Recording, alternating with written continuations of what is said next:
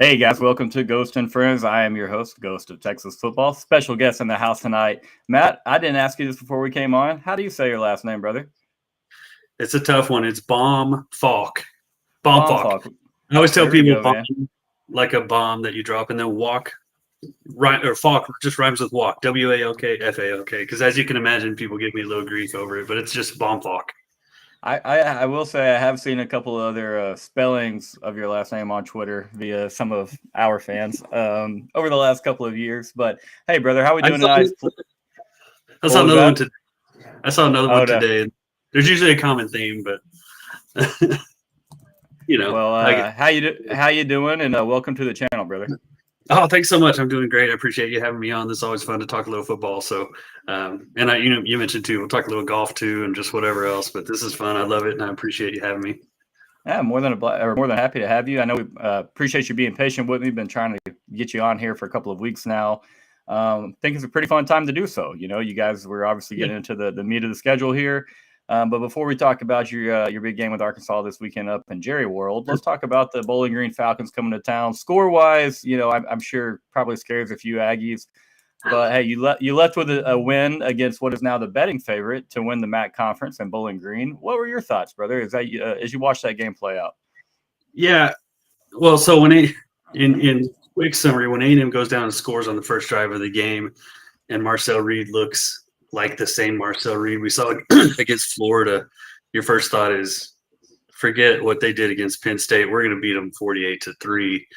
And then sure enough, they showed, you know, the same thing they showed against Penn State. They show their veteran team, and A&M kind of shows we've got some legitimate questions and concerns a month into the season with the new staff. That's to be expected, but there was definitely some disappointment. I mean, if we're being honest, you want to, again, you see the name, Coach Elko talked about that. You see the name on their jersey and you think we need to crush them. And since A&M didn't do that, it put a little panic, especially late when the late fumble gave them one more chance. So we'll get into it more, but all in all, you don't want to get upset about a win against a team, especially that is a good mid-major. But a win is a win, and you wish it looks better because you always want style points as a fan. But I'm trying to be happy about it. And that's the thing, though. I mean, it is a win, but at the end of the day, you know, you want to have a little bit more confidence and belief going forward, of course. And even though you've owned Arkansas, you know, that probably gives you a little more confidence going in there. If you do win that game 48-3 or kind of whatever that feeling was, I'll say this: you look good in the first quarter. You know, offense was creating a bunch of big plays there. Y'all had, I mean, a handful of plays of 20 yards or more, and you know, looked explosive again.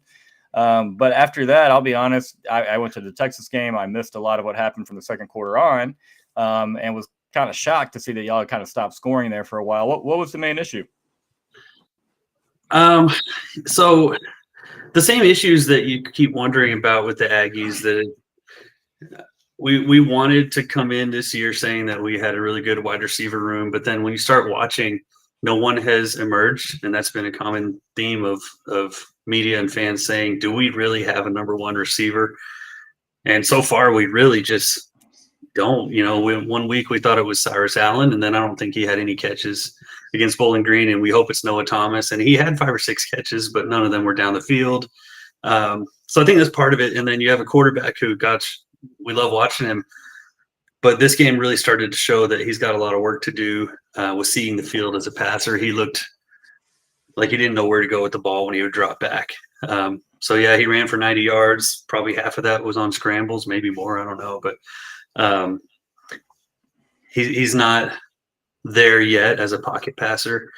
And you can be a dual threat guy, but you have to be able to make throws in the pocket. And he missed some, and he was just held the ball on others. So there's some work to do there. And then defensively, hey, we only gave up 3 in the first half. And then I don't know if you caught that third quarter, they come out and score on the very first play, 65-yard pass. I didn't see the highlight of it. Yes, sir. The next drive they scored again on a reverse, and then they block a punt.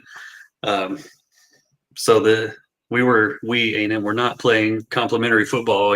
It's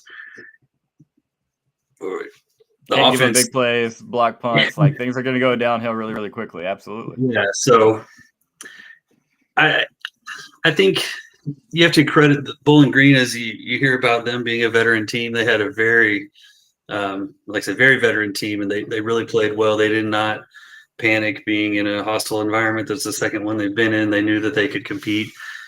And I don't know how much this goes into these things, but you watch the Aggies, they seemed so high after that Florida game, and it almost makes you wonder if they were like, all right, we've arrived.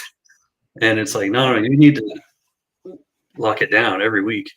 It's also a pretty well-placed game for if you're Bowling Green. You catch A&M off the game with Florida was really physical. I mean, most SEC battles are a road game. You catch them coming back home a week before another big conference game with Arkansas. Good spot, to kind of catch A&M sleeping a little bit. But in my opinion, I like Marcel Reed as QB1 in Aggie land. I think that is what I would do going forward. What are your thoughts, or have you made an opinion there? That's always going to be the debate with fans, right? Even y'all are even dealing with that in Austin when Quinn Ewers has done nothing wrong, and you still have people. Right. Now, Connor Wigman lost his cushion with that performance against Notre Dame. He opened the door for people to be ready for him to lose his job. And so with Reed looking good against, of course, McNeese, he looked okay. But then against Florida, he looked really good. So in my opinion, and I've been a big Connor Wigman guy. I mean, his tape, in my opinion, last year, and you look at, I'm kind of a nerd with like stuff like PFF, his PFF grades. I mean, he was elite in the short time that he played. He had the 4th highest grade in the country last year. So I'm willing to say that Notre Dame game was an outlier. And to me, when he came back, even though it was against McNeese, he executed so well. He was so sharp. Whatever issues he was having against Notre Dame seemed to have been a one-off. And so I was excited to see what Marcel could do as the man for this for this Bowling Green game. He could kind of still play the surprise role against Florida, but he knew all week, I would say, in my opinion, against Bowling Green that he was going to be the starter.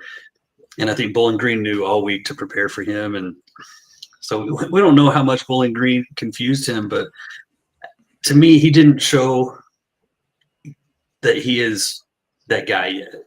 And so I've been a Connor guy. I tell you, generally as a fan, we've had so much quarterback drama at A&M going back to the early 2000s once Reggie McNeil kind of started all that. I'm almost always the guy that I'm almost always the last guy that wants to bench the starter. Like I get loyal to these starters, but I also feel like they got to that point for a reason. And I don't like the mob mentality that wants the backup. So in my opinion, and I said this with friends before the Bowling Green game, I said, in my opinion, I would still give the job to Connor once he's healthy, with a couple caveats. If that's 4 weeks from now and A&M has not lost a game with Marcel, then sure, you keep Marcel in. Right. We don't know how long Connor's going to be out. That's the problem. And a shoulder for a quarterback is a dangerous thing. So the caveat, if he's healthy, I would still lean towards Connor. And especially after seeing kind of how much Marcel struggled to see the field. But that said, the longer it goes, the more you almost have to stay with Reed because he's the one that now has the reps in this new offense. So I get it. It's tough. I feel like Coach Elko has stepped into such a beehive in his first year. You're stepping into a team that had a good roster with a favorable schedule. So even though it's year one, you feel like you're really supposed to win. Yeah. At the same time, you're stepping into a team that fired their coach, so there were obviously problems. and you're having to do all of that culture shift change. And you talk about your fan base. Y'all are where you are now, yet your coach went 5-7 or whatever. Yeah, that very didn't rough. mean. So these things are hard, and so you look at Coach Elko. It's like, welcome to the big time job life. You're one game in and you have a quarterback issue, and that was supposed to be the one position that was no issues. Quarterback and defensive line were supposed to be, you're set, you don't have to worry. And then one game in, and it's like, well, we don't know if we have a quarterback.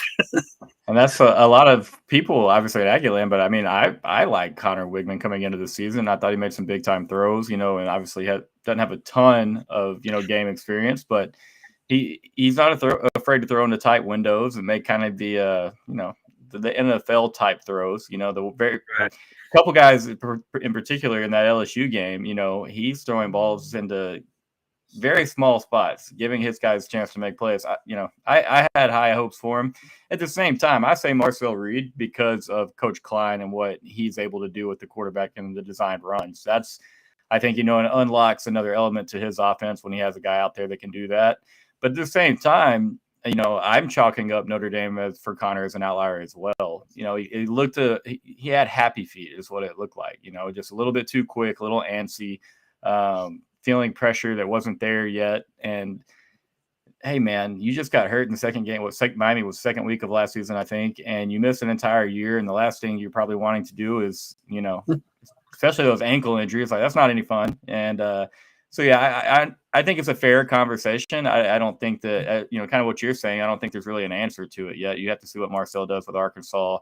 And then you've got a big one with Missouri. Wait, do you have somebody on the no, wait, this is the 28th. So Arkansas, then Missouri, then the bye week? Right. Okay. So is it an AC sprain for Connor? I don't want to speculate, but I've just seen. That's what I've heard. Okay. And I don't know anything about those. I don't know if that's the same thing that derailed Gerard Johnson's career. I know it was a shoulder. But yeah, you want to sit him until he's healthy. But the longer you do that, the more you risk we may never see him play again. Because if Marcel takes the job and you're still always recruiting, Connor might win the Heisman at Ole Miss next year. Hey, you never know with the transfer portal, man. Some of these guys have played for four different teams in the last 4 years. It's hard to keep up with. It makes this whole racket a little bit tougher. Guys that I've watched for 2 or 3 years, watch them, their commitment ceremony, and you still see that, and then they play, hey, they're at Rutgers, they're at Virginia Tech, they're at Miami, now they're in the SEC. Crazy times for sure, man. And it's probably not changing anytime soon. NL is getting silly, reclassifying, which, I mean, hey, get in there. And if you're ready to play, you're ready. Did you know that Ryan Williams is only 17 years old? Have you heard that by chance? No. Yeah. I'm sure it's happened places that I don't realize. A&M had a guy like that a few years ago that reclassified, came in and just never did develop into anything. And I don't know. I think it probably hurts guys more than it helps them, but who am I to say, He's off to a good start. I only made that joke because it seems like every time he touches the football, the commentators are like, did you know he's only 17 years old? He's 17. And so, I mean, funny times. But so going forward, big time game. Arkansas they're not coming to town, but coming to meet you guys up at Jerry World. You guys have obviously owned the Hogs in that series since joining the SEC.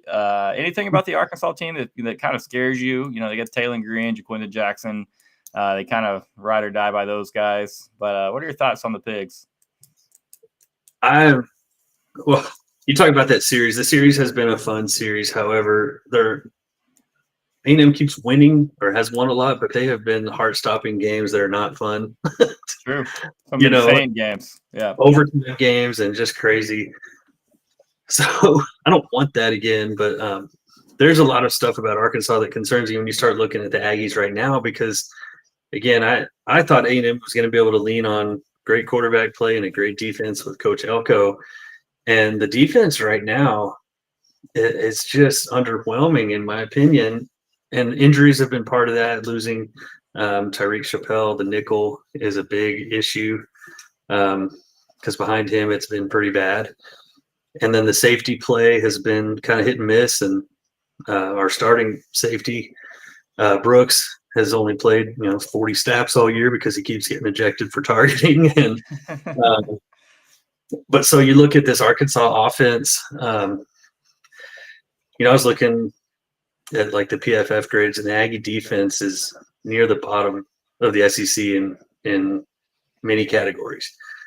And you look at the Arkansas offense, and they're putting up yards. They're dangerous. Now, the quarterback's a little erratic, and so you think maybe we can take advantage of some mistakes that they'll make. But when you see some of these receivers that have been running wide open against the Aggies and giving up touchdowns on the end around and things like that, it's concerning because I don't know if you saw Cole Kubelek does his little weekly recaps, and they're really good. He watches every SEC game that I know of. And, he was just kind of saying A&M's going to be seeing this all year, and they're out of position. It's a question mark for sure. So I'm definitely concerned about what that offense can do.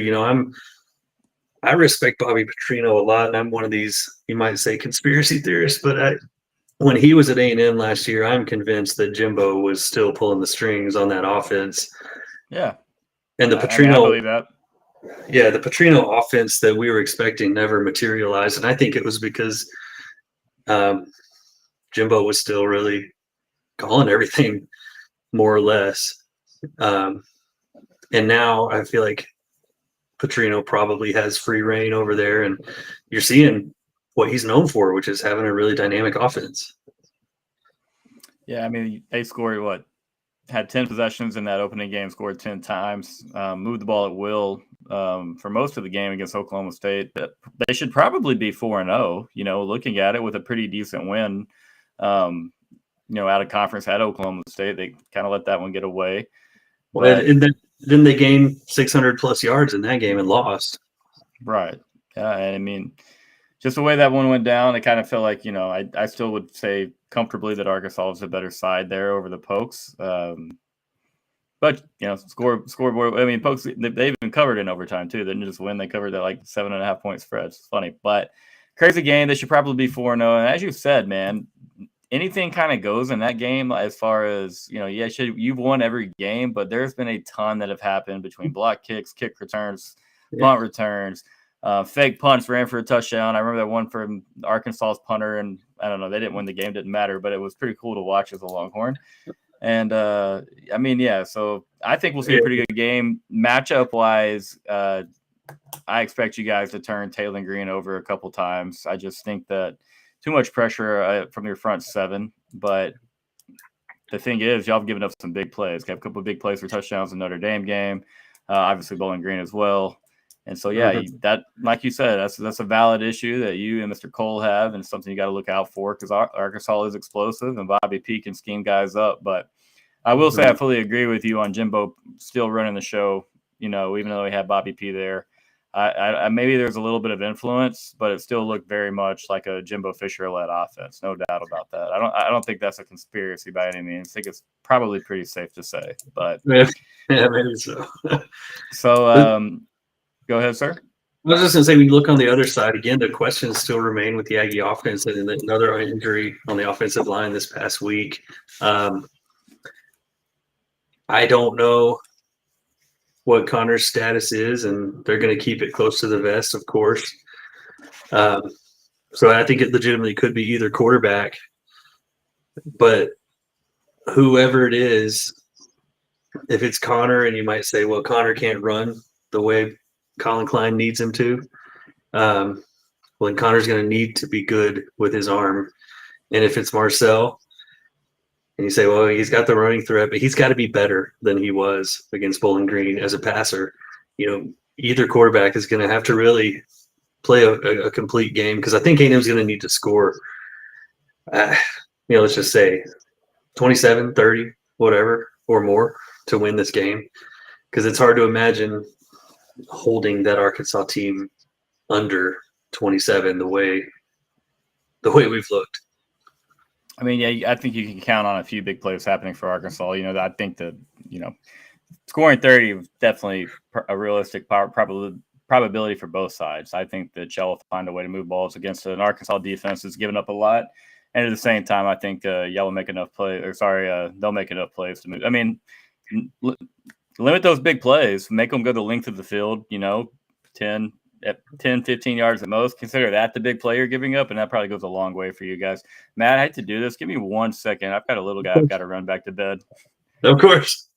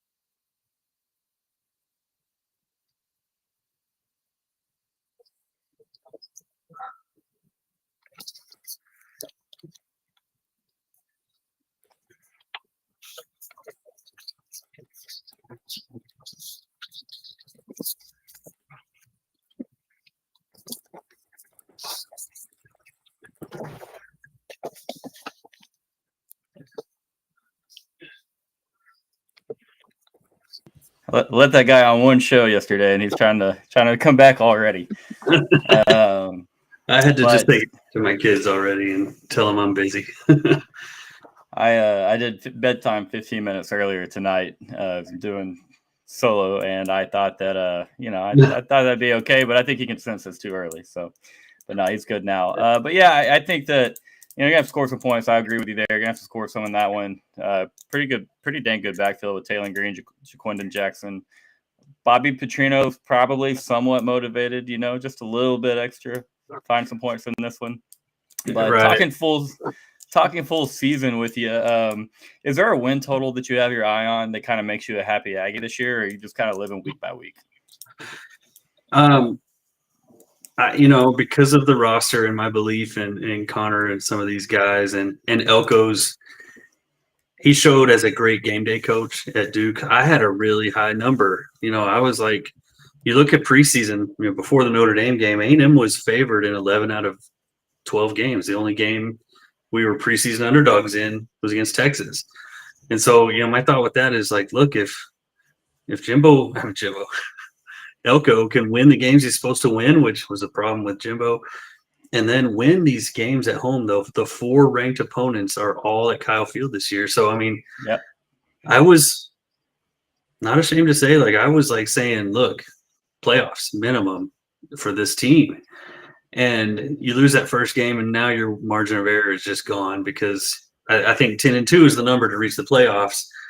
And with how good Texas looks, they look better than I expected. Everyone else looks, we can, in theory, A&M could still beat everyone else. But you see how sloppy we are. It's probably not going to happen. I mean, but making your point at the same time, Missouri just almost lost to Vanderbilt at home. Right. LSU lost Harold Perkins, and even with Harold Perkins, they couldn't have stopped anybody in the run game. Pretty good at offensive tackle on each side, pretty standard or average in the middle, I would say. What is your big team strength? That defensive line, man. And I think y'all match up pretty well with LSU. Find a way to win the Missouri game. I'm on record saying anything goes in College Station at the end of November, because that's going to be an insane atmosphere. Texas looks pretty good, but I don't think that was crazy. I had you guys 9-3, 9-2 entering the Texas game, but I also kind of stood on my head screaming that y'all would beat Notre Dame, and obviously that didn't happen. So and I thought we would. So I went from legitimately, shamelessly saying I think we're probably an 11-win team to thinking, boy, that Notre Dame game looked so bad. That really broke me for a little while. I was like, if that same team shows up, because I was not convinced that Notre Dame is any good anyway. And then they turned around and lose that next week, and I'm like, see, they're terrible. That had to be hard to watch. That definitely kind of a double gut punch there, I'm sure. Yeah. Now they've looked better since, but I don't think their quarterback and their offense is really all that good. We just let them run down the field on us when the game was on the line. And so after that day, I was so disappointed. I was like, man, we could go 6-6, you know. Now I'm just throwing this out. We probably are. We feel like an 8-4 team, kind of, but I would be happy with 10. And I know people say 10, you're crazy, but I'm like, no. I feel like this roster should have won 10 plus games. I understand that, man. I mean, at the same time, you know, it's tough, like you said, very early in the show when you have the coaching turnover, and you know, like you said, there's a reason the coach got fired. It's not just all on the coach. Now, I think Mike Elko will do a much better job of motivating, you know, this team throughout the season, kind of getting them prepared. But you know, you have to have the offensive line and quarterback situation figured out, especially in the SEC. But with that defense, you know, you're going to be in almost every game that you play, in my opinion, and especially with the big games at home, that helps a lot. So, you know, I can see why some say 8-4, and then I can see why, you know, you still have your eyes maybe on a 10-2 or something like that, because you start playing pretty good football. Not anyone on your schedule outside of Texas, you know, and I'm not saying Texas is unbeatable. Don't get me wrong. Right. I would say maybe Missouri hasn't really looked the way a lot of people thought they would coming into the season. Same for LSU, same defensive issues. And so, yeah, I mean, I don't think I've got a few Longhorns texting me, telling me, you know, that y'all are cooked and in the mud. And that was before Bowling Green. And I was like, you know, hey, and I hate to say it like that, you get through the Bowling Green game, you kind of own Arkansas, you got Missouri at home. Obviously, Kyle Field will be rowdy for that one, be even more rowdy when you coming in there. What would that be, 4-1? Going into that game. And so it'd be a lot of energy there, most likely a top 10 Missouri team, but I guess you can't rule anything out after last week with them and Vanderbilt at home. They've won their last games and they've gone down in the rankings each week. Yeah, I mean, you beat Boston College and Vanderbilt at home by a combined 13 points. So definitely makes a little bit of sense why some of those guys at Missouri would have questions and why everybody would have questions about Missouri. But all that matters is they are undefeated, and you know, you keep on keeping on. They also have a schedule that's pretty favorable, in which, I mean, I get annoyed because people always want to talk about our schedule, but you know, you guys, I like your schedule just as much. I mean, this is the best looking schedule we could have ever asked for, and that's one of the reasons that first loss was so painful. Because with the new, it's, you know, nowadays, now that there's this bigger playoff, as a fan and as a program, tell me what you think too. Do you care so much about a conference championship, or do you just care about them making the playoff? Like, I feel like this means conference championships are not quite as valuable anymore, because the main thing now is just going to be, hey, just go 10-2 and get in the playoff. You know, I find myself battling over the same issue, you know, often. It's, you know, there's a little bit of perfectionist in me. You know, you want to have the perfect season, the conference championship, the national, you want to have it all, you know, check every box. Right. That's what I dreamed of my whole life. It makes Twitter debates pretty one-sided for you, you know, pretty easy to handle, you know, if you just rattle off through everybody. If you lose to an Alabama or Georgia in the SEC championship game, and then you turn around, you know, you win the Natty, but you never have to see them. Maybe Ohio State beats them in the semis and you beat Ohio State. You're still going to have to hear that crap from that fan base about, hey, you know, we would have beat you if we got there. And so, yeah, from a selfish, silly standpoint, yeah, I definitely want the conference titles. But ultimately, man, you just want to be playing in the 12-team playoff and having a shot to go do something. You know, you get a couple of weeks off, you get hot. You can't do that if you're not in, you know, so I would trade playoff appearance, I guess, for conference titles for playoff appearances instead. Just ask those Texas Rangers, baby. Mr. Gage Sheets, if you're out there watching, I think you're out there watching. We didn't win that division last year, but we damn sure won that World Series. And so I don't care what this season looks like out there for you, Gage. We're still the world champions for another 40 days or so, roughly. Yeah. So sorry, Gage. I'm not a playoff guy. I hate the playoff, and I've always hated it for college football. I like it fine for other sports, but I love the uniqueness that college football had their own way. And my example I always give of, like, a playoff can be fun but it doesn't mean that the best team won. And my example, of course, is the undefeated New England Patriots. They were the best team in the NFL that year, and you cannot ever sell me otherwise. Just because the Giants won the Super Bowl. Well, I mean, that was fun, but they weren't the best team. And I hate that. And I've always loved college football, finding the best team.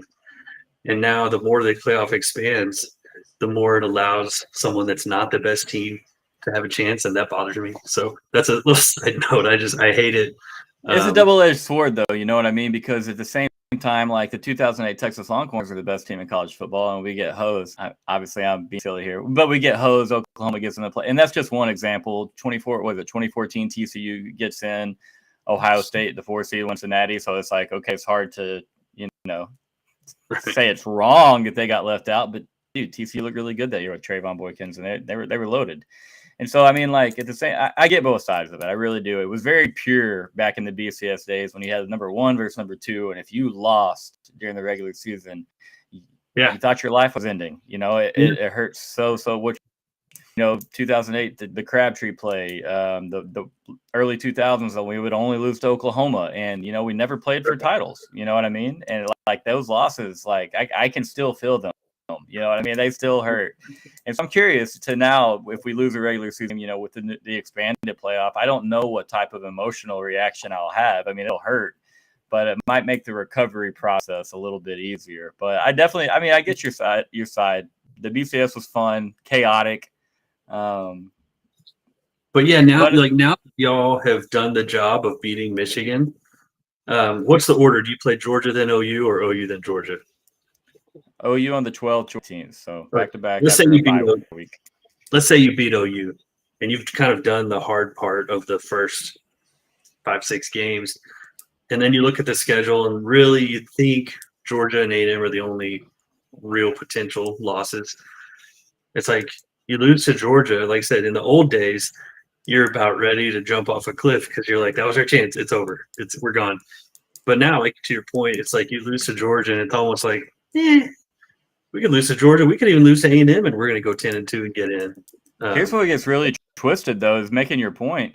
Like, do we even root to backdoor? Like, if we do lose 2 conference games but still have a chance to go into the SEC championship game, like as a fan, you have to root against that, right? Because it's a potential to have a third loss. Now, yes, you could win the title and get a bye and this and that, but like you guarantee 10-2 Texas, a 10-2 A&M, it doesn't matter. The big brands, they're getting in if they win 10 football games against these SEC schedules. They're getting in, and so it's like, it definitely adds some twists in there for sure. And I don't want the world be walking into Kyle Field feeling like it's okay, we can lose this game. I'm not going to, because I live on Twitter, and no, I don't want that to happen. But so I mean, it's definitely going to be different, man. See how it all plays out. Yeah, I don't like that. I want it, and you mentioned perfection earlier. You want that perfection. I've wanted that my whole life because I grew up with the Aggies getting close to that. 12-0, then lose, or 10-0-1 on probation. But they flirted with the perfect season enough to make me think we got to have that, and we're going to get it. And every year when we didn't get it, it's like heart-wrenching. But to me, that's college football. That's how it's supposed to be. And I don't like giving them margin of error now. It's one of the reasons I don't think the NFL is as interesting. You're giving the Blue Bloods, the mainstay programs, the Oklahomas, the Clemsons of the last decade, Ohio State, Bama, you're giving them essentially a shot at the end of the year to win a title, because they're all winning 10 games every year. Now, obviously, there's some new names added to that list, and an Oklahoma that's not on that list, not this year. And, as selfishly as a Texas fan, Texas has benefited from a lot of things in the last few years, from NIL, transfer portal, expanded playoff. You can call it how it is. But real quick, guys, we got a lot of Aggies, I'm assuming, watching this channel tonight. I appreciate you guys tuning in. If you're watching on Twitter, do me a favor. We're going to have a lot of Aggie talk going through the season. What you guys do directly affects my school on the football field, and whether it's recruiting, and we all watch and pay attention to one another. So my point is, we'll have plenty of Aggie guests. Got another Aggie show Wednesday night. So hop into my profile in the bio. There's a link there. It'll take you to the channel. throw a like on the video, show Matt some love here. Also subscribe to the channel. It's not just Texas, talking all of college football, okay? There is pregame, postgame Texas shows, okay? So just stay away on Fridays and Sundays, but you'll be all right. We got plenty of Aggie talk coming in. Matt will be back at some point, right, Matt? Yeah, he'll be back. I'd love to. And I'm going to say, I'm going to talk to your Longhorn followers, because so many, of course, I've mixed it up with people over the years because you just can't help it. But like, I'm excited to come on with you, and we've talked on Twitter over the years, is because I actually just love talking about football. And if someone comes in with the rivalry snack, sometimes I'll go with that, but I actually don't really care for that much. I love talking about even the Longhorns, even though I don't root for the Longhorns. I can't stand them, but like, I like to talk about what I see with Quinn Ewers and Sark. Like, I've been really impressed with Sark, obviously. So I'm always up for college football talk with anybody. But if you lead with making fun of my name, I probably won't be too into it. I will say though, man, I mean, you're clever with your responses and you don't ever back down, and so like, and the thing is that, a lot of folks on Twitter, they don't realize is, sometimes we all have a shtick that we use and we commit to it. And hey, man, like, you've done a good job. But yeah, Matt's always been more than cool when we talk, privately, where, we laugh about some of the things that, we both say or see on Twitter. And when Texas was down in 2021 and, we're kind of going through it, Matt could have been a little bit more mean, I know he had that in. He could have gone a little heavier, but that's, I think, when we first connected. And if we made it through Texas going, through 5-7 in 2021, I was like, I can handle your smack talk. I can make it through all that. What's funny is I can compartmentalize too. Like, I am as hardcore an Aggie as you'll ever know, and I hate the Longhorns as much as anyone you'll ever know. But I also genuinely, I enjoy the compartment of they are part of college football, which I love, and the big part of it, especially as rivals. So it's, I mean, I love the just the genuine football side of it. Where I'm going with that is, you talk about 2021. Was that the 5-7 year, or what was the story there? That was 5-7. The monkey, a lot of things happened. The 28-7 versus OU, the Kansas loss, and all that. And so, of course, don't recall that one. Of course, I enjoyed that, but I always hated Tom Herman. I mean, we all did, but as Sark has come in, I've said a lot of really nice things about him, even when we all were struggling. Because to me, I was always like, man, this dude is like, I was really scared of what he was going to do, and I was shocked that y'all lost those games early on, and now I'm like, oh, son of a gun, they're everything that I feared they could be with him. But I always thought it was funny when people would get so on me. Like Longhorn fans get on me so much, and I'm like, dude, read my Twitter. I'm actually like saying a lot of nice things about like your coach. He's a good coach. Like, yeah, I enjoy that y'all are losing, but I also don't think that's gonna last very long. I remember you tweeted like early on in the UL Fayette game when they came to Austin for his first game, and you were pretty complimentary of Sark and what he was looked like. Now that's one game that we won out of 5 that year, and I'm not sure what you said but yeah, you can make a fair opinion on the Longhorns. You do love football. Real quick, go back and review for you, Mr. John Moore. We did kind of go over this a little bit. I think fair to say you're undecided as well, Matt. No, I would lean towards Connor still. Is I guess. Okay. I mean, I had a lot of verbal diarrhea to get there, but I like them both. I get the questions about both, but to steal the phrase from Elko, when Elko said, we've got a whole database on these guys. You've only seen X amount, like after the Notre Dame game, you've seen 70 snaps. We have seen thousands. And I think the database on Connor is still enough that if he's healthy soon, I'm in favor of Connor.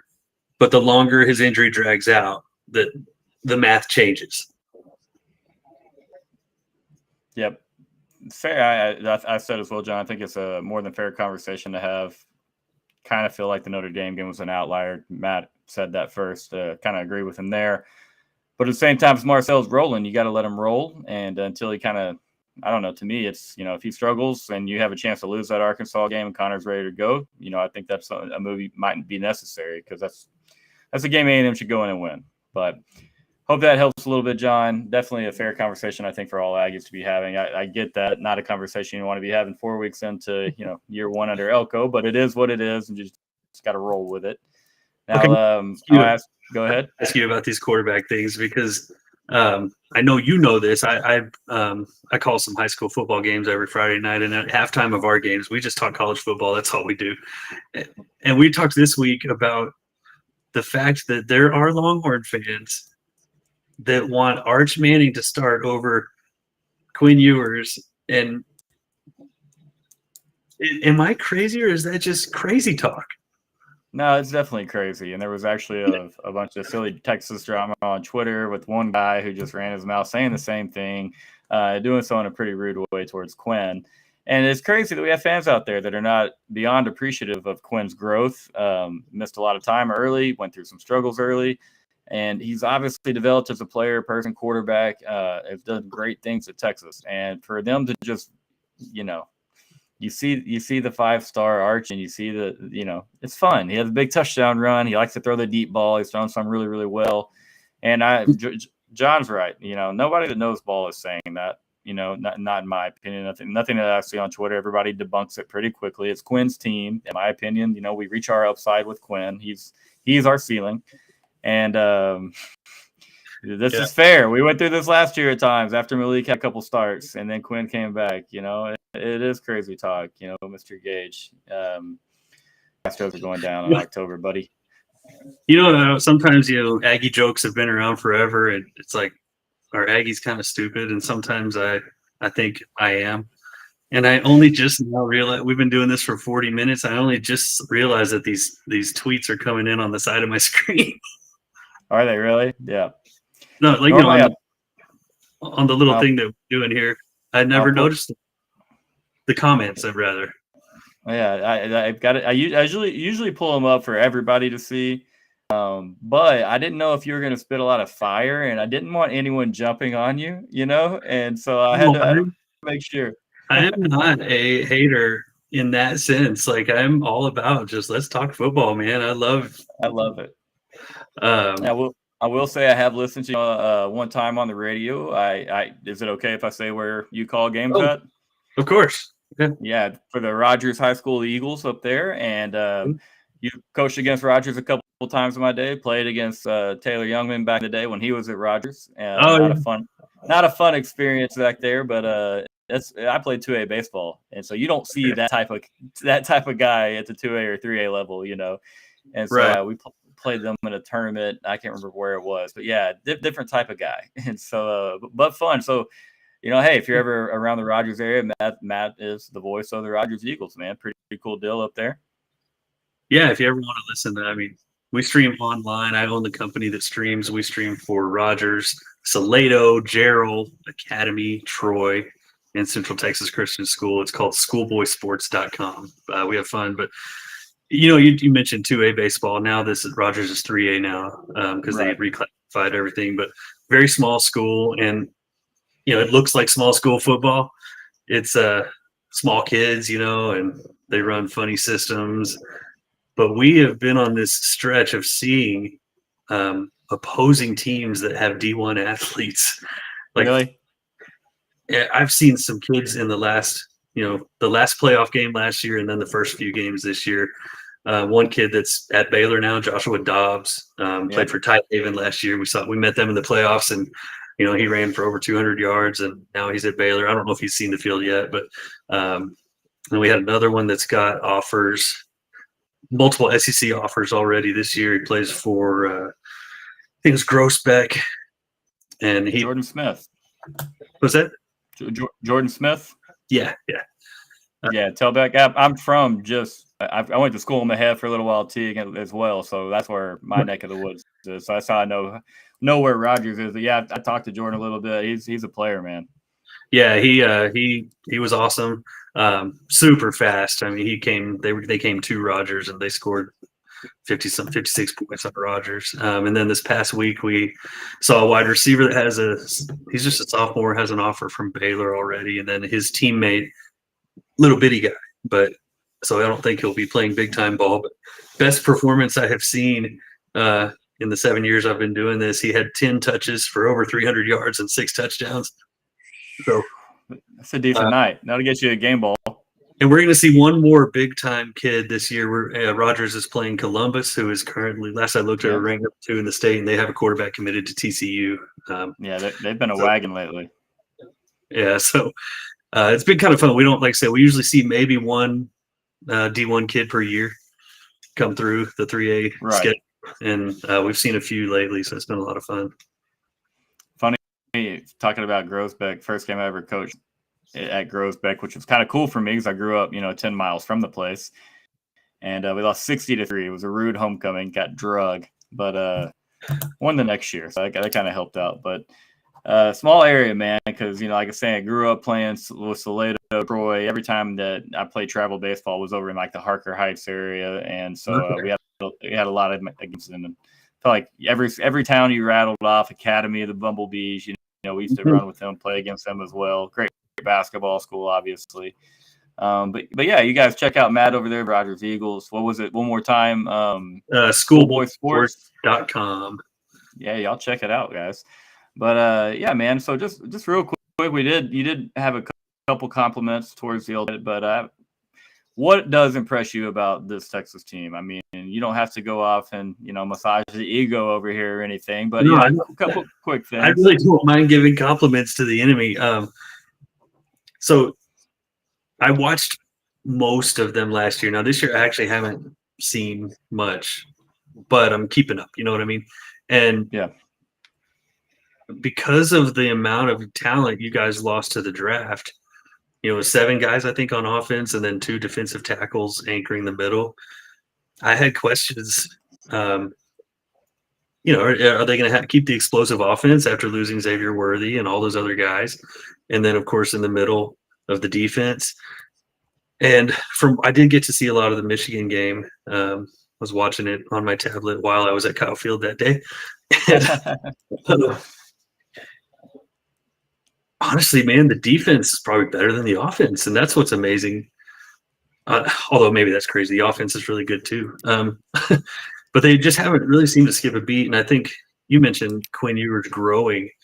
I assume you'd be the first to admit he was just really high ceiling, but had inconsistent moments those first 2 years. Absolutely true. And, a couple of games you'd see where all of a sudden he's completing – 12 for 28, and you're like, why is he sailing some of these passes over people? And so far, I know he already has had to sit out a game and a half, but he seems just locked in and like he has continued to improve. And then Sark seems to it's just not hard right now. And then I'm just impressed with that defense. When you watch Michigan go score 27 against USC, but felt like they couldn't even get a first down against the Longhorns. And then the other opponents have not been good, but no, they're gaining nothing. They're getting nothing. So after seeing that, and then you look up to OU, and OU really, I think they've really stepped back offensively. I think the Longhorns are going to have a really easy time up there in Dallas. I hope you're right, Bubba. So I'm impressed. I thought they had legitimate questions. And I wasn't sure they had really deserved that preseason ranking. And I felt like it was just given to them by default because the media likes to look at who was good last year and whose quarterback is returning. Yeah. Okay, we're good, and their quarterback comes back. And I'm like, they lost a lot. But they seem to have replaced and reloaded. And so begrudgingly, I'm really impressed with, I think the talent level is pretty high top to bottom now. That's the big difference with a guy like Sark and Tom Herman. Tom Herman, he was pretty solid with scheme. He wasn't the offensive mastermind that Sarkisian is, but he was a dang good offensive coach on his own accord. But you're just talking about the development, man, and then finding players, getting them in early, having them be a part of spring ball, with the early enrollees, and he's got a lot of, true freshmen that can go out and contribute immediately. And so that's the big time difference. And, we did lose a ton, but the development and just having cats ready to go in the wings, it definitely, it almost feels surreal, as to be honest, because we went through such a gross time for such a long time. And we had really good recruiting classes. We still had 4-star, and we didn't have the 5-star talent that we're pulling in now. I don't know if we've ever had the type of 5-star talent we're pulling in now. We could have 4 or 5 in this class, but it is good to say. I'm not long ways to go. I will say the defense does look really, really good. I'm curious to see what they look like against a good offense. Someone that can really challenge us. But like you said, man, I don't think Oklahoma really provides that. Not that we've seen yet. They could get a lot healthier at wide receiver in a hurry. That would do them. And then Georgia, they seem to have struggled at times. And with them wanting to run the ball, I like how we match up. There's something in the air in Kentucky. Every time Georgia goes there, did you see the last 3 trips, they've scored 14, 16, and 13 in Kentucky. That's pretty crazy to think about. Gage, I'll agree with you. I've been mean about your Astros, buddy. So both of your comments are really good right there. But yeah, it's really weird. All their Kentucky games are really close. That is peculiar. We'll find out a lot about Georgia this weekend, obviously, the big Alabama showdown. Let me ask you this. You mentioned Oklahoma. I mentioned Oklahoma. Y'all don't play this year. I wish you did. Hypothetically speaking, if y'all were to meet on the football field with what you've seen right now, how would you feel about your chances versus the old Sooner Schooner?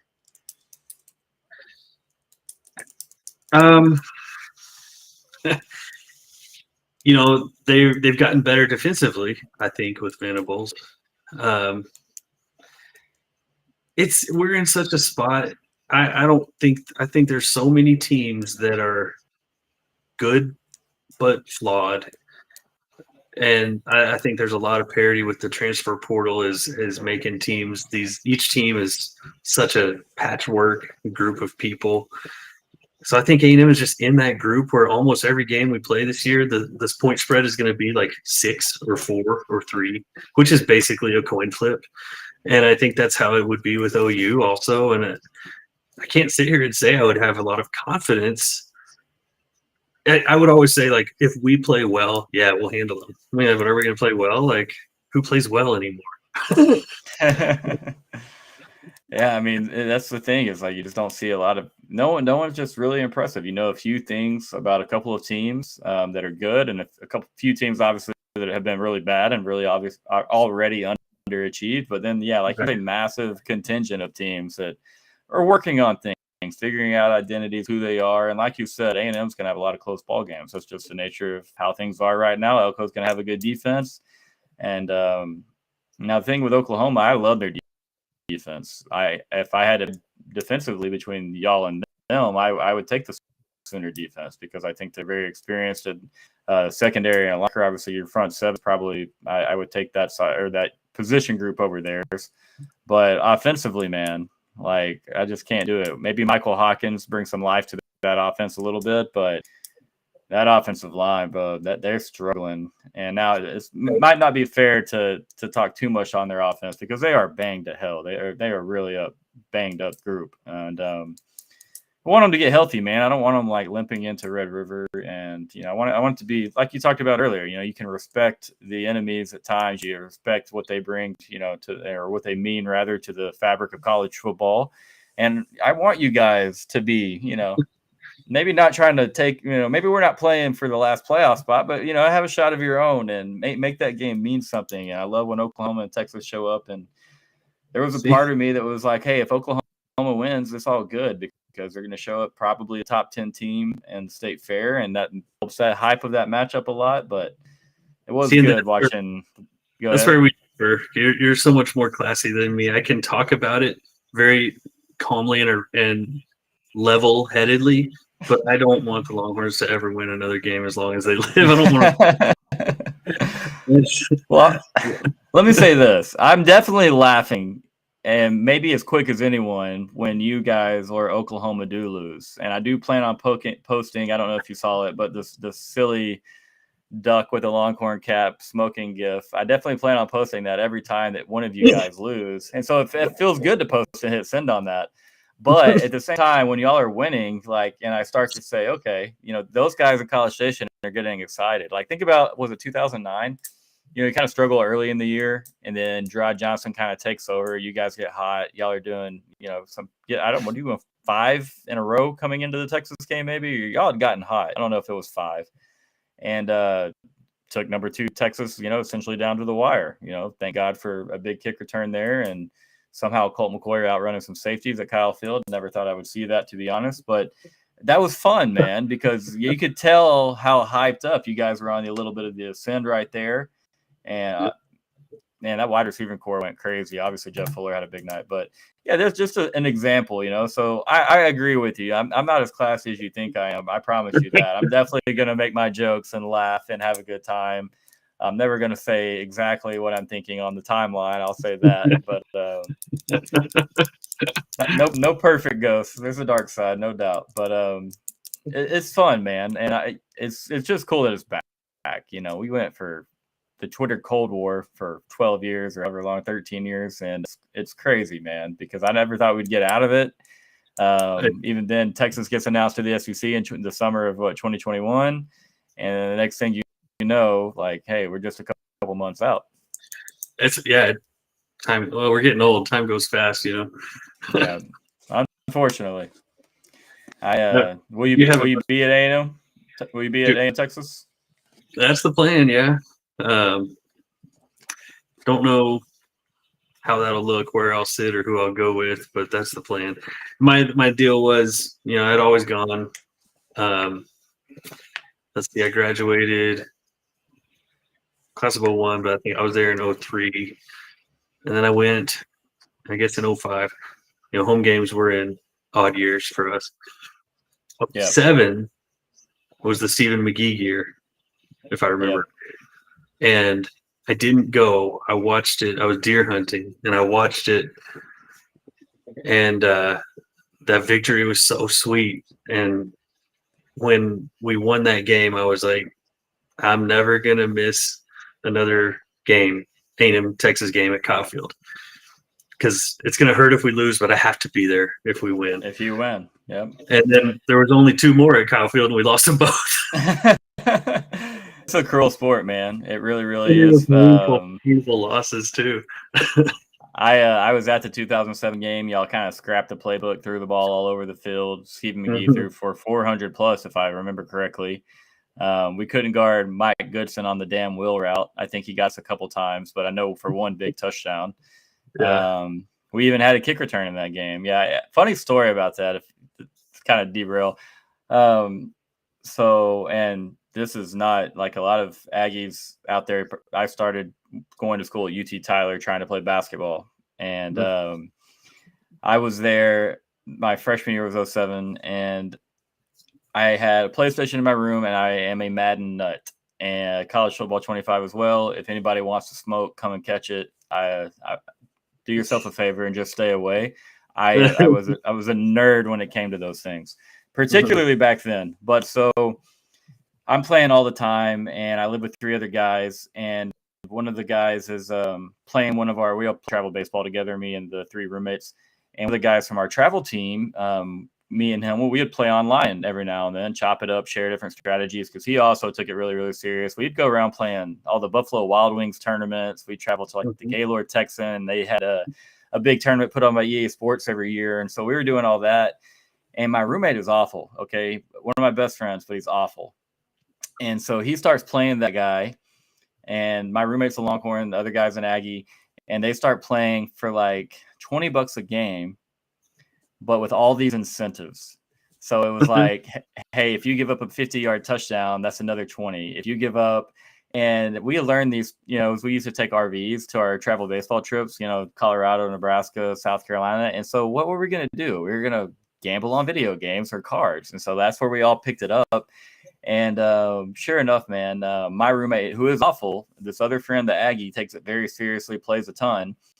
After like 2 months of them doing this, and there's a little whiteboard in his room that he would keep his tally on, and he's down like $2,100 to this guy. And so I'm like, Jeremy, man, we gotta, like, what are we gonna do here? Because like Austin wants his, Austin wants his money, and he's like, he won't play me anymore unless I pay him a little something. And I'm like, well, listen, I'll tell him I'm at basketball practice. I'll play for you. I'll try to sop it up the best I can, but I always am going to be this guy. So after like a week, I've got the debt down from like $2,100 to like $600, and I get a call in the middle of one of the games, and it's Austin, and I have to like run into the bathroom with a basketball, and I'm just like dribbling it, and I'm like, hey, what's up, man? He's like, shut the hell up, man. You're not at the gym right now. I know you're playing for Jeremy. This is bullcrap. There's no way he could just flip things around. And like I completely stopped running everything that I was running as far as like scheme wise. Yeah. Flipped everything up, made games close intentionally. And so we settled on, since it's all a big joke and we all loved each other and still do, but like the big joke was that we my roommate Jeremy had to buy all three of us tickets to the A&M Texas game 2007, and we sat right behind the Aggie bench. That was part of it. And I'm telling you, we can't even see over players. So like I just like hear crowd. I look up at the video board, and it's like Mike Goodson's running, or the ball's in the air to some other Aggie receiver, and I was like, it was fun to be there. But I've had better times at Cal Field, I'll say that. So sorry you missed that one. Hate to hear it. I mean, it was a great memory. It's funny. I've got about 4 or 5 games that I remember from watching at the ranch deer hunting, and 2 of them are 06 and 07 A&M Texas. I'm sorry, 07. Yeah, 06 and 07. Right, McGee. 06 and 07. Yep. Winning both of those, and then the other 2 that I remember so clearly is y'all losing to Kansas twice. I was at the ranch on both of those. Stop. You should get a new ranch. Find you a new property, brother. But both of those. One of them I was watching. The more recent one when they started having a phone, you could just watch a football game while you hunt. So I'm sitting in the deer stand watching that one, and then the other one. I mean, I can just remember those 4 games so vividly. Good times, but like I said, I've got to be there now, in person now. I will say this, like I can remember where I was for almost every Texas game in the last, in my lifetime, and I can damn sure remember a lot of places I were when you guys lose a big game or a silly game a couple years ago, and for Oklahoma. The 5th one that I remember is the Crabtree game that you talked about. That was also, I remember. I mean, just there's a recurring theme here where I'm at all the games you're talking about, and I just had opposite experiences. I was at every one except for the 2017 Kansas game which we lost. I wasn't there for that one. I was at 16. Yeah, I wasn't there for that one, but was there for the Kansas game in 2021. That started the Ghost of Texas Football account. Was that game sitting at DKR and just thinking like, I need to start having some type of fun with this program. How do we do it? But I was screaming that I love Sark from the very beginning, even after 5 and 7. You could just see the first half, the way we were getting things done. We just didn't have the depth. We didn't have his guys. Needed to figure a lot of things out on defense, but PK, our defensive coordinator, traditionally, he has had better defenses the longer he's at places. And so I'm over 2021. It's in the past. Like you said, outliers are a real thing. Nick Saban lost to ULM, right? His first year at Alabama. Well, yeah, that's what it's funny because anytime you have a new coach, the minute he has trouble, they say Nick Saban lost his first. And every coach is going to be Nick Saban, right? It's like, well, we're really grasping here. It would be nice if we could repeat that trajectory, but let's give it a little bit longer before we say we're on the Saban path. Absolutely. That's a sensitive name around my house because I was fully in the belief that he was coming to Texas back in late 2013, and varying opinions on that depending on who you ask. But for any of the people here watching still, and you came for the golf content, like it's time. We're here to ask Matt. Matt, how much golf are you playing? How's the golf game? And are you in Bryan College Station? No, I live in Temple. Temple, okay. I'm silly with you being a Rogers. That makes sense. Yeah, not much of a golf scene up here, so I'm obsessed with golf. I mean, obviously, we've interacted on Twitter about that, but I don't get to play that much. Having kids does that to you. It does. So I used to literally hit a bucket of balls after work every single day, and then sneak out, play 9 or 18 at the local course. I was never great. Picked it up too late. So um, lowest I've ever gotten down is to maybe a 10 or a 12. That's a lot better than most, though. But I Gage, love it. Do what? What's your Gage? What's your handicap, Bubba? I want to know this. I go with Gage plays a little bit. Just had to ask. See if I'm trying to make you feel better. I've seen a swing. We're working on it. It's a team. We're working on Gage's swing.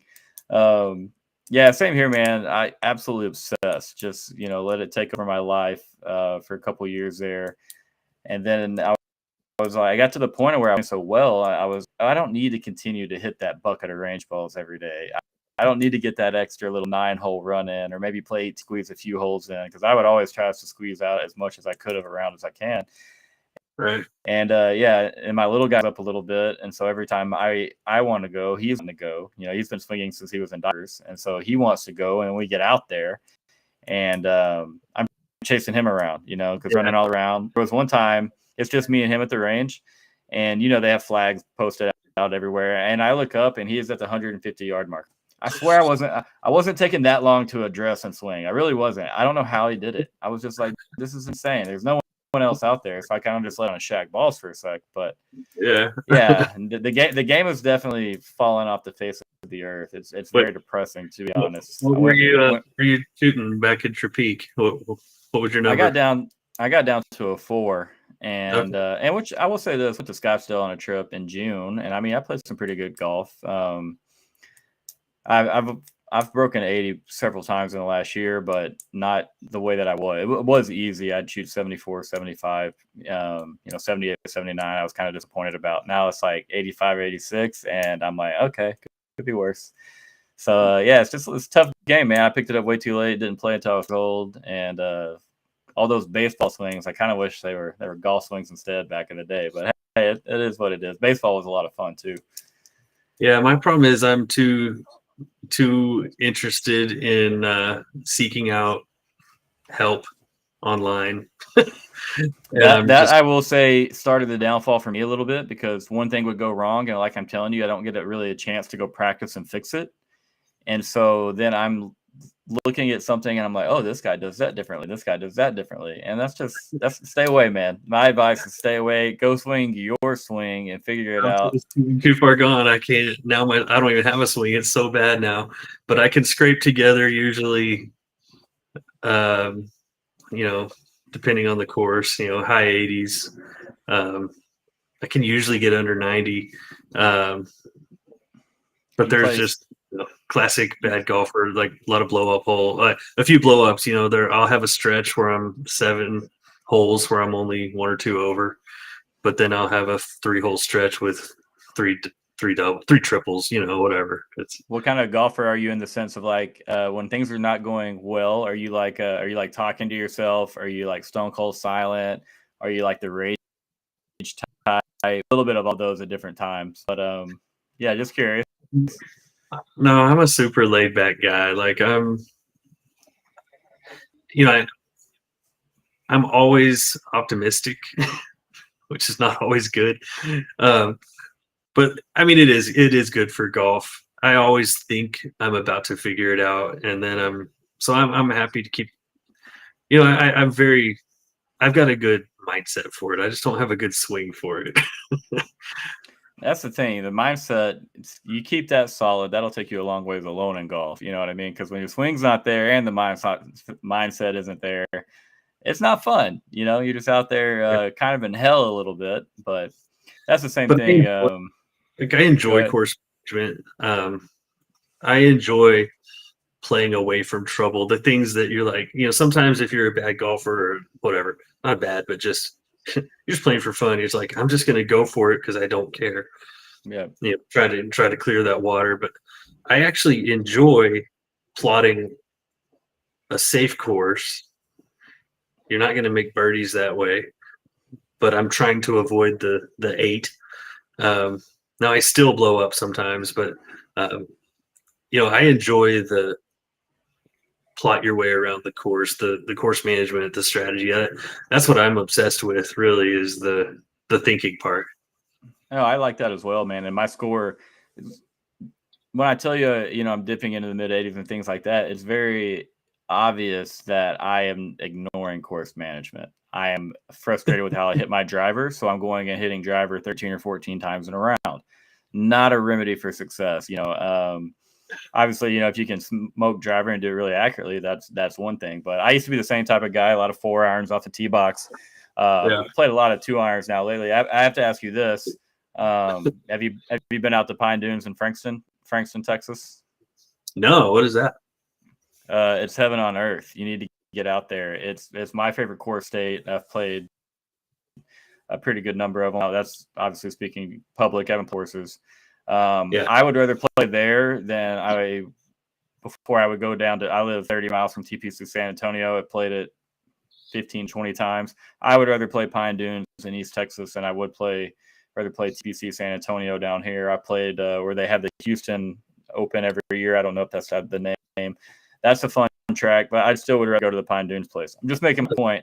I love it. It's a really cool track. Big time pine trees everywhere. It kind of has some Augusta feel to it. I've never played much of that. I've played 1 or 2 out in Conroe that had some of those, but I would love that because that's I don't really like the hill country style of course like TPC San Antonio just mentioned. I played a tournament there and that was terrible. But even just the courses. Do it. Which course was it? Which course did y'all play when y'all played TPC? The Oaks and the Canyons. The one that the pros play on the tournament, whichever one that one was. The Oaks, that's a tough track, man. It's super tough, but there's a lot of courses around Central Texas that are designed with the native. You get off the fairway and you're in rocks and cactus, and I don't like that because I want a course that's forgiving. Make it hard still, but let me find my ball and play it. I'll be honest, I'm the same way, dude. I like the off here in New Braunfels. We've got the Comal River and the Guad River, and so a couple courses that kind of build and structure the route around there, and you're playing over the river, and there's some deer running around and stuff. But yeah, if you get much west of New Braunfels, it's that type of course everywhere you go. And then a lot of what San Antonio offers as well. Like I said, we went to Scottsdale, man, and I'm gonna be honest. So we have a big group, and last year, me and another buddy kind of were like, "Hey, let's do Pinehurst." And so this year, my brother and his buddy kind of chose our spot, and I was like, Scottsdale in May. I'm like Googling how many types of rattlesnakes are out there in those deserts. 14, by the way, and whatever desert we're in. And I'm like, this is like you've got to just hit golf balls 220 down the middle, 200 down the middle, and just take your medicine. Like, I'm not going out there. But I will say, like, I hit a fair share of drivers in the desert, get out there, and the ball actually kind of was jumping off desert, sandy, rocky, composite. It was really weird because here I don't feel like it jumps at all. I absolutely hate it. I can't stand it. But I feel your pain on TPC San Antonio. It's a tough place. Maybe that's why I don't like it. It's long and hard, and but I'm a big Las Vegas guy. Anyone that ever wants to talk about Vegas, I'm interested. And I bring my clubs every time I go. And so I've played awesome. I've played a lot of courses in Las Vegas, and my dream course that I'll never play because of the price tag is Shadow Creek. It just looks like heaven on earth out there. I've seen some insane videos, man. That place is, another bucket list type course, man. Like that's gonna be, but yeah, like when you're talking about it's $700 or $800 now, isn't it? Oh, way higher. They have way higher now. Yeah, they've gone up. It's well over 1,000. That's why, like I said, I'll never do that. But I want to get back out there. I've only played a few rounds this year, but it's one of those things. I'm always interested to watch it. I'm always interested to play. It was funny. You're talking about the Madden tally of money that was racking up. Yeah. And we started. My buddy, I don't remember who. I think it was him taught me this game. My brother-in-law. That's what it was. One of these wagering games, and it's a popular one. It's the one where Hammer. Do you know Hammer? Yeah. They're playing Hammer, and first time I played it with my brother-in-law, it was one of those. We had a huge pot built up with the 18th hole, and I'm in the mess, and he's in the fairway. He calls hammer, and then I end up hitting this miraculous, recovery, and huge swing on the 18th hole because I end up scrambling for a par that looked impossible, and that is just the most fun. Those type of little golf outings, golf trips, whatever, with the boys, and that camaraderie, but then also it brings back that competitive juice. That as we get older, it's hard to replicate, simulate rather. And so nothing beats it, man. Nothing beats it. We like to do birdie ball where we use handicaps, and so like we'll go on a trip and play 4 or 5 rounds, and so it starts in the beginning. It doesn't end until the last hole of the last round we play. And if you get a birdie by your handicap, so if you're a 10 or 12, and you par number 1, you're stroking there, you make a birdie, well then everybody puts $3 in the birdie pot, and essentially the last person to birdie on the trip takes the entire thing. And so it would always be fun. It gets kind of intense there. Eagles were triple or something. I don't know. It got crazy. We even had an albatross once, which was wild because we didn't even do the math for that. Right. All right, Spencer. Real quick, we'll get off golf for a moment. We'll get back to it if you want, Matt. Oh. But if you have a prediction, Matt? Do you have one? I mean, I'm gonna, look. It's fun to be a fan and just always say we're gonna win. And before any game, I always predict with my friends the score, and I always predict an A&M victory, right? Right. But I also want to try to be Mr. Objective. Right now, I don't feel good about the game, and to be honest, most of my friends don't either. You turn on the games, and the Longhorns have looked like the better team. So, it's hard. Look, you can't predict a game that's 2 months away, for one. There you go. I'll say that right now we need to improve a lot for me to feel confident. So we'll see if Elko can make that happen. I think a big part of that is going to be what happens at quarterback. Does Connor get healthy, and how does Elko manage that? Who does he roll with, regardless of if Connor's healthy? It might still be Marcel Reed, but the Aggies, we have to stay healthy, and we have to get a lot better because right now we're just too many holes. Long ways to go. So thanks for asking that question, Spencer. As always, appreciate you being here, bub. But long ways to go, man. Is that a good non-answer? I thought you handled that pretty well. Yeah, I mean, you did really well of getting out of having to make an official prediction. I wouldn't have clipped it. It's too early. There's too many unknowns, and that's what it is about rivalry smack. So on Twitter, I have not been on Twitter much lately,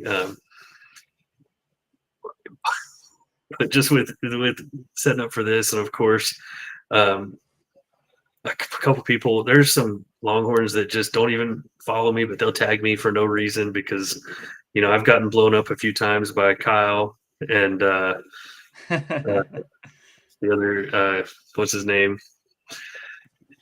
One of the other kind of X's and O's guys that does so much Longhorn stuff. I'm just drawing a blank. We've interacted a lot. Ian Boyd. And then there's one other. Gosh, I apologize. I'm forgetting. Anyway, I'll get in fan mode and start tweeting, and then they'll retweet me, and then I get just swarmed with Longhorns, and they're just like friggin' sharks all over me. Yeah. And so I think it was yesterday, someone starts retweeting all my old tweets about. I'm like Connor Wigman, right?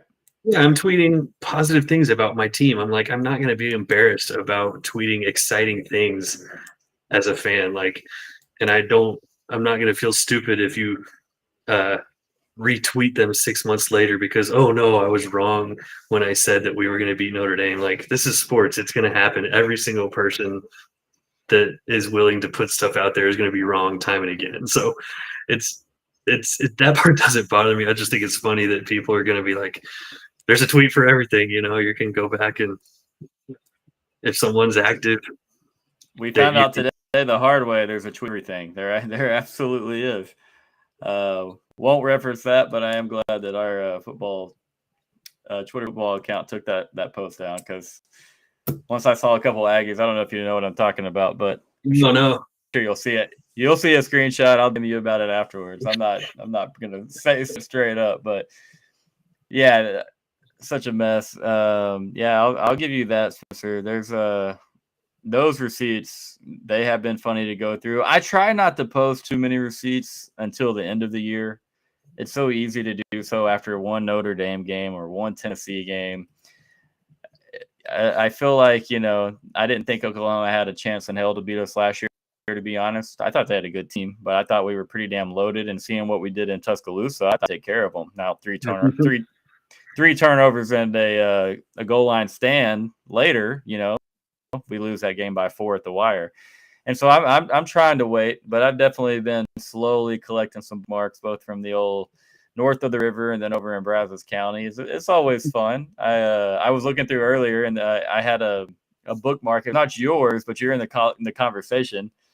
And so I look at it and I was like, dude, some Longhorns are kind of dogging you on here, and you didn't do anything wrong. It was literally like a spring post about, something about the offense, or maybe, no, I think it might have been, I don't know, something about being a national championship. I don't know, man. It's hard to be a fan out there because there's always somebody ready to kick you down, or they just don't understand maybe what type of you're not saying everything with 100% seriousness on the app.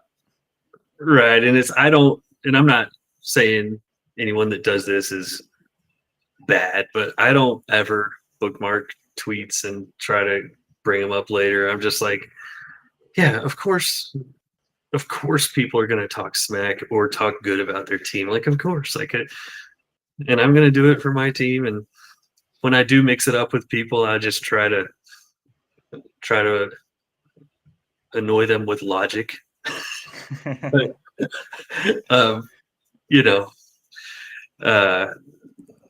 say what you're going to say. It's all right. It doesn't bother me. That's the thing, man. If you're not taking it too seriously, it doesn't really matter what they think or anything like that. And I used to care about what everyone thought just because I was like, hey, I don't want to piss old buddy on Twitter off. But some people, man, they don't care about much other than just riling stuff up. So just ignore them. Fine. It's funny, Tom. I'm a stats guy, and so I've always been a guy that I've tracked stats myself. I've spent years. I don't do it anymore, but I spent, again, kids. But I spent, almost fell off my chair. I spent years like charting every A&M game, down distance, yard line formation, motion, play concept, result, all this stuff. I tracked it all myself. Spreadsheets, just so much work. And so I'm like, and that along with other resources, and then of course I'm going to sift through and I'm going to find stats that are encouraging and good. They're true. I'm not like putting opinions. I'm just putting stats. And people are more interested in just throwing opinions, which is fine. But I put a stat about Connor Wigman being so good. And I'm like, I didn't even make the stat. This is PFF saying he was graded well. And everyone's like, well, you think he's so great? And I'm like, I just posted a stat. I don't know. That's the thing. I think there's a difference in like posting stats, bragging. You know what I mean? And if you're posting a solid solid grade, that's different than getting out there and being like, Connor's just going to step on everybody's throats in the SEC and win the Heisman, take the SEC championship and win a natty. There's a big difference there, but I get it's tough, man. It really Texas is giving up 5.5 points a game, but you can't type that out and put it on Twitter because you're going to get hit with all the you played no offense with the Pulse. I kind of agree, but it's a fact, and that's a fun number for us to look at right now. You know what I mean? Yeah. Maybe a number that is better with Mississippi State coming to town because my Lord, they are down. They are down. But yeah, and I don't, I just enjoy the stat side of it. I don't mind hitting both edges of it. If I'm in a sad mood about the bad things that are happening, I mean, I'll say, A&M has, I'm sure you can go back last year and I had a lot of stats about how dead near the bottom we were under Jimbo at certain things because we were. Yeah. I'm like, I'm pointing out what is the problem. but I'll usually be optimistic. Like if we can fix this, it'll be whatever. And so, I do this now in the games that we broadcast. Obviously, it's a hometown broadcast. We're like the home crew, and I track up all these stats, and I love being able to have that context for people. And right now, my little Rogers Eagles are struggling, and they're playing all these good offenses, and they're giving up points and points and points. And I'm incredibly positive and optimistic towards the people I'm covering, but I'll still say Rogers just gave up 64 points. That's the most we've given up in the whole 7 years I've been covering this, and it's like it might hurt to hear a little bit, but it's still factual. And so that's a fair way to do things, man. I like that. I try to do the same, and like it's tough because some people, they want to hear that, but as long as you're doing both sides, you're just not always pumping out the negative numbers or always just sunshine pumping. If you're doing both, I feel like, there's a little more validity to what you're saying. And if it's a stat, there's a lot of validity to it. So, but then when when the salt comes from the Longhorn fans, of course, you know how it goes. It's always total record, total everything that Longhorn fans are always going to point to the totals, because of course y'all's totals dwarf our totals, and then our response is always going to be, yeah, most of that happened back before Vietnam, and right. Since I've been alive, the series is dead even, and it's like you got to pick and choose your criteria.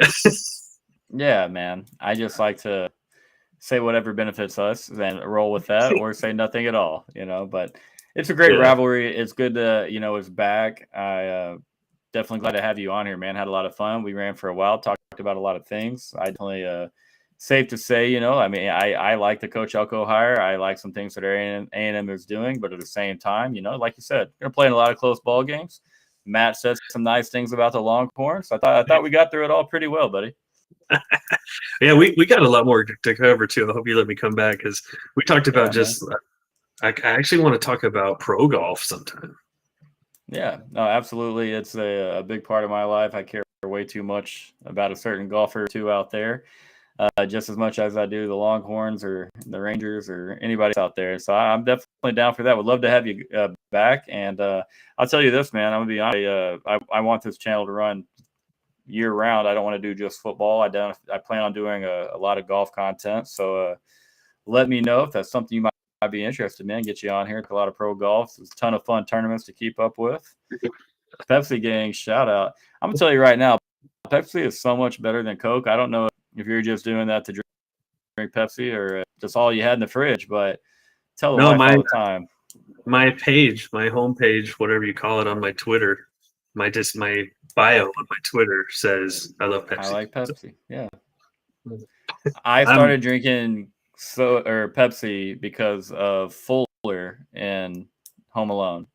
It's the first time I ever had a Pepsi.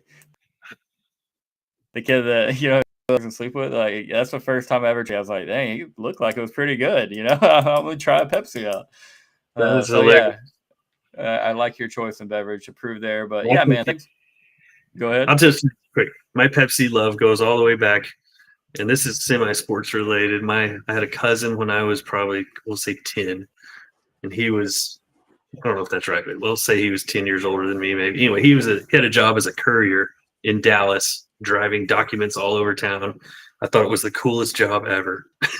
And he would let me come with him sometimes, and I would sit in his car with him all day. We'd drive all over Dallas, and we would listen to sports radio and drink Pepsi all day long. And I was like, this is adulthood. This is amazing. And I've been hooked on this. Hey, man, I love that. That's a core memory for you, man. Pepsi means more than just Pepsi. So good for you, man. Happy to hear it. I'm on that side of the rivalry, and so maybe Pepsi eventually gets part of this channel and runs with it. But thanks a lot for doing it, man. Best luck to honestly, best of luck to you guys Saturday.